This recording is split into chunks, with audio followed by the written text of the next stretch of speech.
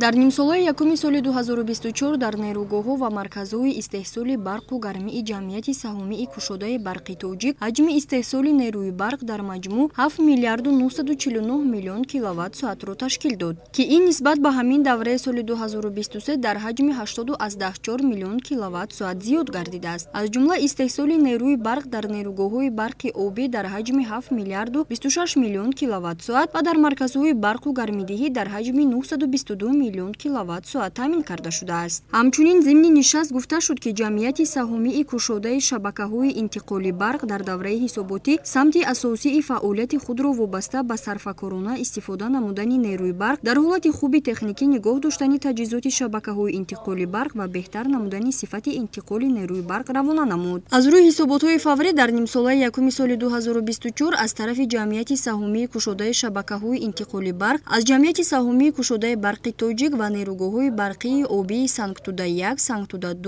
Роғун, ҷумҳуриҳои Ӯзбекистон ва Қирғизистон дар маҷмӯъ 10 миллиарду 445 миллиону 484 ҳазору 176 киловатт-соат энергияи барқ қабул гардида ва дар маҷмӯъ ба миқдори 10 миллиарду 92 миллиону 109 ҳазору 783 киловатт-соат ба ҷамъияти саҳмии кушодаи шабакаҳои тақсимоти барқ барои хароҷотҳои худии нерӯгоҳҳои барқӣ ва марказҳои барқу гармидиҳии ҷамъияти саҳмии кушодаи барқи тоҷик ба ҷумҳуриҳои Афғонистон, Ӯзбекистон ва Қирғизистон энергияи барқ интиқол карда шуд. Ҳамзамон гуфта шуд, ки дар давраи тирамоҳу зимистони солҳои 2024-2025 аз ҷониби ҷамъияти саҳмии кушодаи шабакаҳои тақсимоти барқ бо фармони директори генералии ҷамъият нақшачорабиниҳо дар ҳаҷми 130 банд ба тазвиб расонида шуда, аз ин миқдор ба давраи 5 июли соли ҷорӣ 2 банд пурра, 2 банд қисман иҷро карда шуданд. Дар маҷмӯъ иҷроиши умумии нақшачорабиниҳои мазкур бо назардошти бандҳои қисман иҷро гардида 2,3% ташкил медиҳад, ки дар ин самт корҳо идома ёфта, иҷроиш дар муҳлатҳои ба нақша гирифта шуда ба анҷом расонида мешаванд.